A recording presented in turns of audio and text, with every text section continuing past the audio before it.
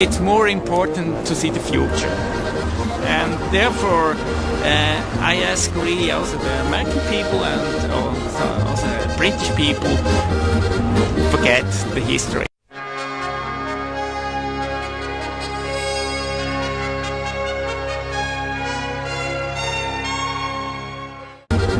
Forget the history. In one of my other videos I've already told you about the occult around James Bond, but I haven't told you about his author, Sir Ian Fleming, yet. His mother was Evelyn St. Croix Rose, which is a Templar's name from Octagon, where a rose is red and croix is the French word for a cross. So Saint Croix Rose, or Saint Croix Rose, also known as the Order of the Rosicrucians. Who better to explain this but the President and the Grand Master of the Rosicrucians, Julie Scott.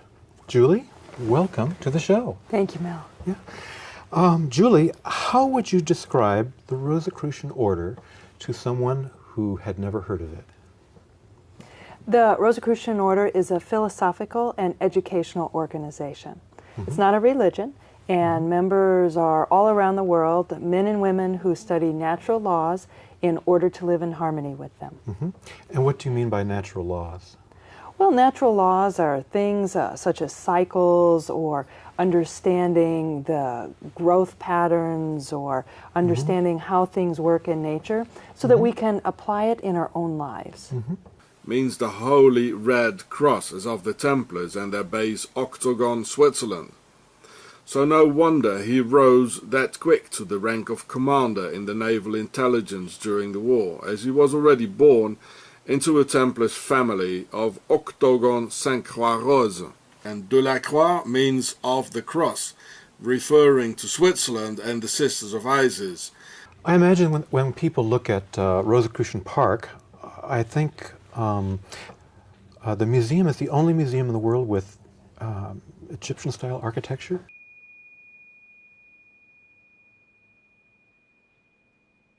It is, yeah. Yeah. They look at all these strange images and they wonder, what in the world is going on in there? So what is the greatest misunderstanding that people have about the Rosicrucian Order?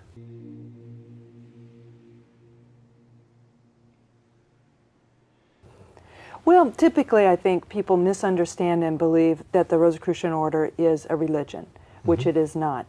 We encourage Rosicrucians to participate in whatever religion they choose to or not.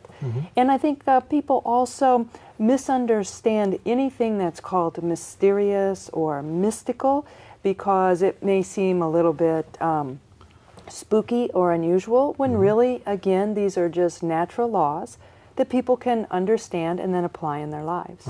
For results, the magician still depends today, as he did thousands of years ago, on methods and techniques. Living under the Swiss Templars cross. So the Sun Freemasonry came out of a marriage between the Scottish Rite and Switzerland. Ian Fleming's grave memorial at Southampton. The oval, the joining, the four elements, it's all there. Pharaohs. It says, in April 1930, Aleister Crowley, he moved to Berlin. Exactly the same time when the Prince of Darkness, Bernhard, Ian Fleming, they were all there, complotting, conspiring, plotting against the world. So this is in Wikipedia. Nice fella, isn't it? And the things we have in our minds are being confined by the skull, as in Skull and Bones, you might say. It's also the form and size of the skull that defines the size of the brain and its intellectual capacity, and even tendency for crimes can thus be predicted. Admittedly, the story you're about to read is bizarre, incredible. Those of you who wish to avoid being unsettled, who wish to avoid thinking, will label it insane. People in this day and age are brainwashed and programmed like a computer at being nothing more than puppets. This nation, this country is founded in violence. Violent delights tend to have violent ends. Madness is something rare in individuals, but in groups, people, and ages, it is a rule. Killing is killing, whether done for duty, profit, or fun. Men murdered themselves into this democracy. I think most humans have in them the capacity to commit murder. It is not because... No, we don't, Richard. They choose not to, not because they are morally superior, as they so commonly claim, but because they are imprisoned in a web of responsibilities, commitments, beliefs, and sentiments, and that would render murder an absurd gamble or ridiculous self-destruction. The serial killer on San Quentin's death row, known as the Night Stalker, died today at Marin General Hospital. Richard Ramirez. Tendency for crimes can thus be predicted. And this is why Freemasons, who came out of the Templars, who founded Switzerland, present the skull with square and compass for craniometry, because they know their skull and bones, I repeat, skull and bones, are different from ours. Thor, Odin's son, you have betrayed the express command of your king. Through your arrogance and stupidity, you have opened these peaceful realms and innocent lives to the horror and desolation of war. Back in the good old days, the National Bank had gladly accepted billions of dollars of my gold, and they have refused to give a single franc of it to Holocaust survivors. These people understand me. Just see this gentleman? Oh, can you help me? I'm trying to make... Who are you, please? My name is Hitler, Adolf Hitler. I should look a little familiar. Go outside. Now look, this gentleman was in and out of here in about 5 minutes.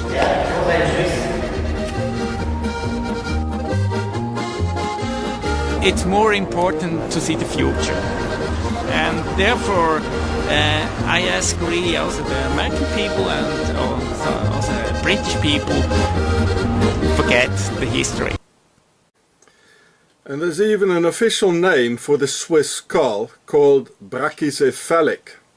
Cephalic meaning concerning the skull, which is being seen from above, a relatively short and quite round skull, whereas the rest of the Europeans, seen from the top, have long skulls and not round, called dolichocephalic. So this one here, and I'm going to show you this on the cephalic map of Europe in a moment. This is the Swiss brachycephalic skull form, which is only be found in Switzerland in Europe. You're going to see that. This is European, the dolichocephalic or long skulls. So long as being seen from the top, long from here to here. And this is quite short and broader, like here in the back. Well, we've seen aliens like this, haven't we? This is going deep, folks. You better copy it first, download it, because I've got a feeling the Swiss are going to delete it very, very quickly. And then it's gone. So here's a cephalic map, cephalic index of Europe. And here where it's black, you know, it's like a cancer in the middle of Europe, and it is a cancer. There's a high concentration of, for Europe, alien skull forms. Alien as they don't belong to Europe. You can see that. They're not here. They're not here. Not even in the south. A little bit in Italy. You know, well, here's Rome. But here's a very high concentration, it says.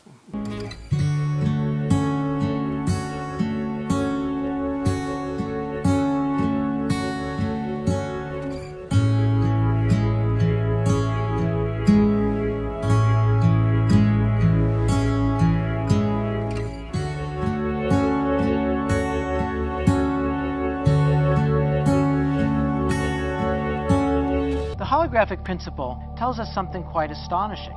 It says that our ideas of volume, of the real world in a sense, might be a kind of illusion. We forget about what space is and what time, and then somehow the information, by thinking about how much information is, what information is doing, then the space-time will, what we call, be emergent. It will come out of just a bunch of zeros and ones. It should be clear that this whole holographic story is the most radical thing that has happened to our understanding of space, time, matter, since the invention of quantum mechanics and relativity. Now, someone could always dismiss the theoretical data, but that would be impractical, because it would take away our best chance for a theory rectifying relativity in quantum mechanics. Even so, the experimental data cannot be ignored, and the results of quantum mechanics infers the same implications we see in the holographic principle. Quantum mechanics means it's possible everything we see could really be produced by lines of code inside a powerful computer. Andrei hoped to bring the curtain down on the Rosicrucian furor by turning the joke on its head.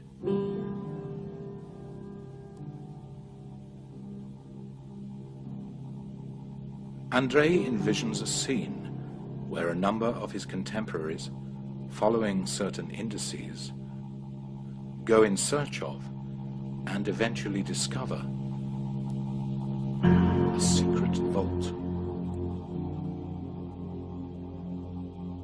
In an almost sick parody of The Farmer, the explorers break down a wall. Torches in hand, they enter the darkness.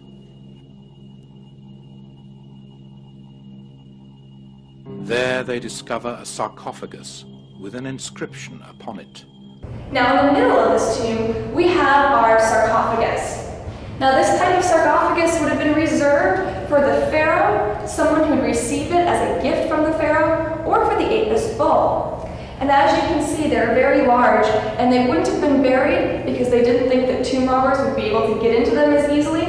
But as you can see, they've gotten in. Mea tempora.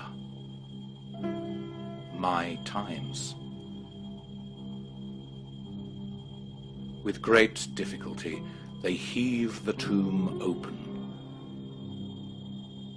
The contents of My Times are shocking. Inside the sarcophagus lies a cadaver. Unlike the pure flesh of Christian Rosenkreuz, this body is horribly mutilated, the flesh consumed. I think the theme of what we just saw was immortality of the soul. I've had two guests on this show who have had near-death experiences, and I've read a little bit about the Egyptian view of life and death, and the ka, I can't remember if it's the ka or the ba that leaves the body, and it is able to go through solid substances, and it's able to turn back and look at the image of itself. I just find that tremendously interesting that there are people today who have the actual experience that the Egyptians seem to have had. And yet it takes a brush with death to experience that. How are the Egyptians aware of this phenomenon, that the soul is eternal? Well, that's a subject that a lot of people are very interested in and presenting different perspectives on. Mm-hmm. For some Egyptologists, they really don't give the ancient Egyptians a lot of credit for the complexity of their belief system. Mm-hmm. However, there are many today that are seeing the similarities with the shamanic tradition and the understanding of going to another plane of consciousness or another plane of awareness and returning with the ability to communicate just beyond what's in our local area to heal. To see into the future or to go on dream journeys, to learn about higher universal knowledge. They succeed in uncovering a beautiful bronze plaque by the cadaver's rotting head.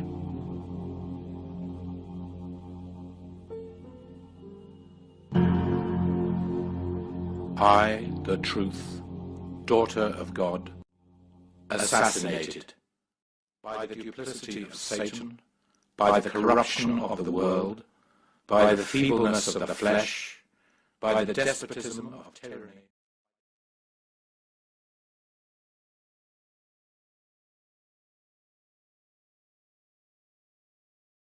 the stupidity of the people.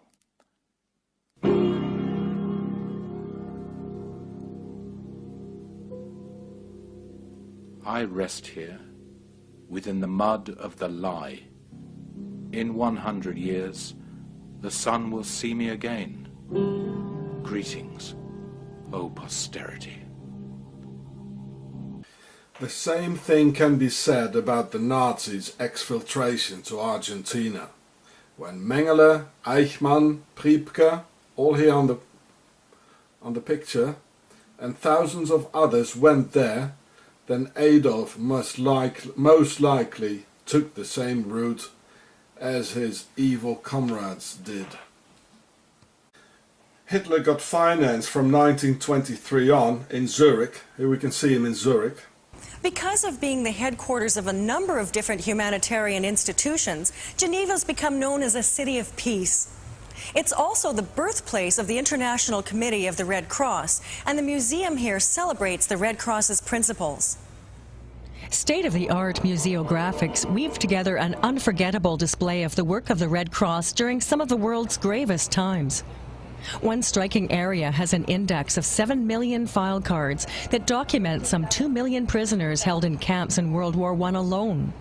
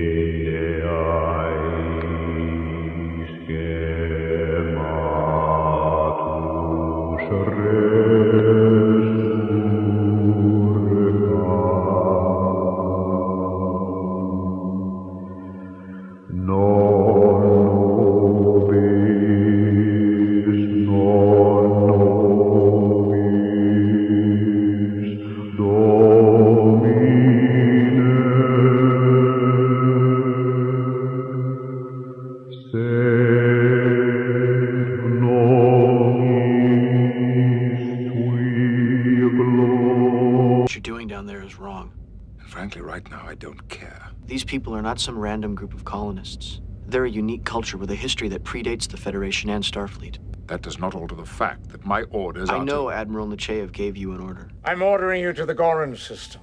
And she was given an order from the Federation Council. I'm acting on orders from the Federation Council. But it's still wrong.